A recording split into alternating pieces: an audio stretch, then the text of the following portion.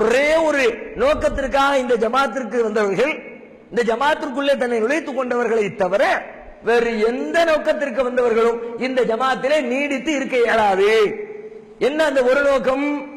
இந்த உலகத்திற்கு நாம் அனுப்பப்பட்டிருக்கிறது ஒரு பரீட்சை கூடத்திற்கு அனுப்பப்பட்டிருக்கிறோம்.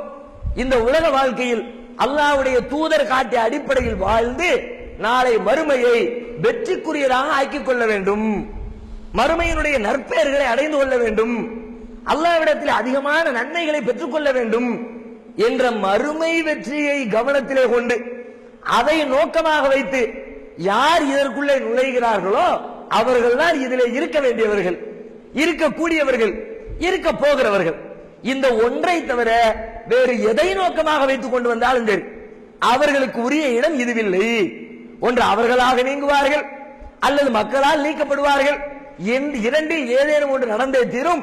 மறுமைக்காக யார் இருக்கிறாரோ கண்டிப்பாக இந்த ஜமாத் அவர்களை வெளியேற்றப் போவதும் இல்லை. ஒருவேளை அவரை வெளியேற்றக்கூடிய சூழ்நிலை வந்தாலும் கால்களை கட்டிப்பிடித்து கம்புகிற நன்றியுடைய நாயை போல நீங்களே துரத்தி அடித்தாலும் நான் இந்த ஜமாத்தை விட்டு வெளியேற தயாரில்லை என்று இதையே கட்டிக்கொண்டு அழுவார்.